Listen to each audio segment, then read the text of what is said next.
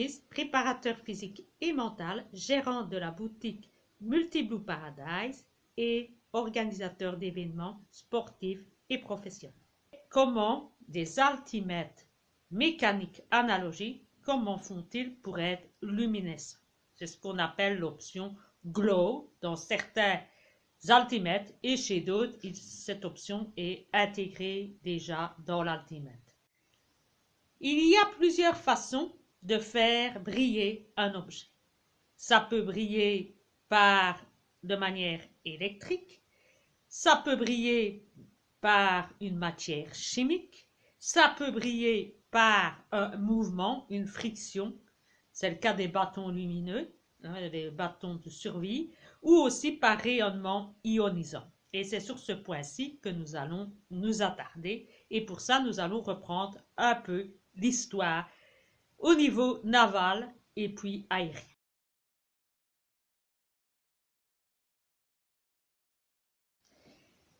La luminescence a été très utilisée au niveau naval principalement et également en plongée sous-marine, etc. C'est surtout là que l'on utilise ce mécanisme au départ. Et on part avec des produits, des instruments radioactifs comme le radium. Mais à l'époque, le radium, eh bien, c'est un produit qui est très dangereux pour le corps humain, mais également pour l'environnement.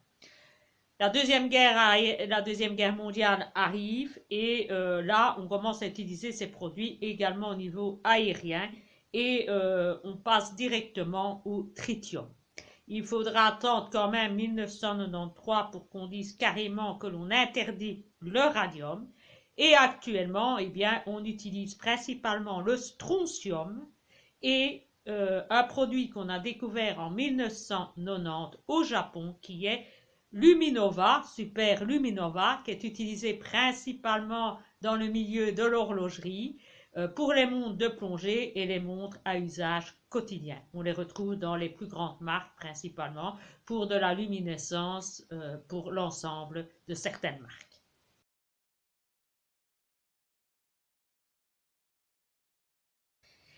La couleur que l'on y retrouve très souvent, c'est ce qui se situe entre le blanc-jaune et le vert bleuté. Comment ça fonctionne? Eh bien, c'est très facile. La lumière vient exciter les électrons qui commencent à s'exciter de manière exponentielle, de manière aléatoire.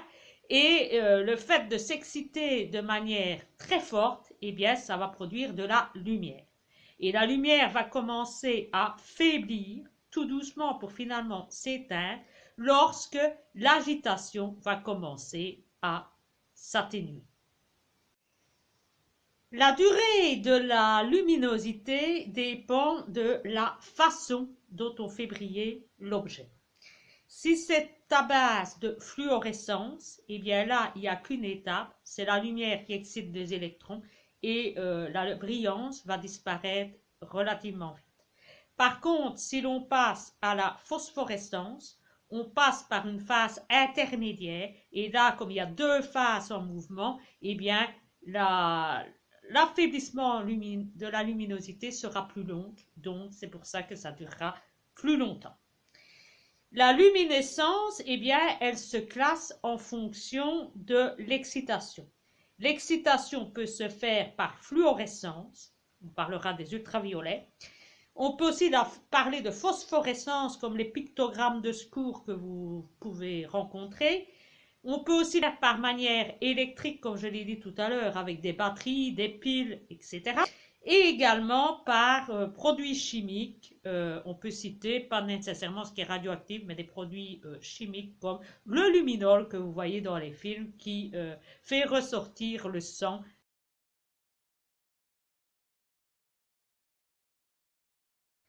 La luminescence n'est pas quelque chose qui est caractéristique aux objets et ce n'est pas l'homme qui a découvert ça tout seul.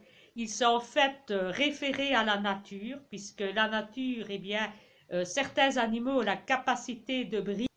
On peut citer comme animaux qui brillent par eux-mêmes les vers luisants, les méduses, les poissons et leur objectif, eh bien, c'est de pouvoir communiquer et se camoufler. les plantes sont susceptibles d'être luminescents, mais les animaux et les objets, c'est devenu très très courant et ça fait partie du monde terrestre. Alors, pour en revenir à nos bons vieux altimètres, eh bien, les altimètres analogiques ont la faculté donc d'être luminescents. Certains, c'est intégré dans l'altimètre lui-même et d'autres, il faut le demander, il est sur option. Vous avez deux marques d'altimètres qui le font principalement. Ce sont les Viplo, dont je ne vends pas puisque je ne suis pas dealer, et l'Aéronaute de Parasport, où là, c'est sur option. Les avantages, c'est que ces altimètres, eh bien, n'ont pas besoin de piles pour fonctionner et que le système de luminescence est donc uniquement basé sur du produit chimique et non toxique et il n'y a pas besoin de piles. Que ça se fait automatiquement grâce à la lumière. Il n'y a pas besoin de lumière ni de soleil fort. Il suffit d'une lumière normale tamisée pour que la luminescence puisse avoir lieu et elle se fera automatiquement. Vous n'avez pas besoin de la programmer ni de la demander. C'est un des très gros avantages parce qu'en plus ce sont des altimètres très solides qui durent 20 ans facilement, qui sont solides en aluminium, en matière solide, donc résistant aux coups et aux griffes. Et en plus, eh bien, il s'illumine de façon naturelle sans devoir avoir recours à aucune source extérieure. C'est vrai que les altimètres digitales permettent aussi d'avoir une luminosité, ce qui permet de sauter également de nuit. Mais il faut une pile.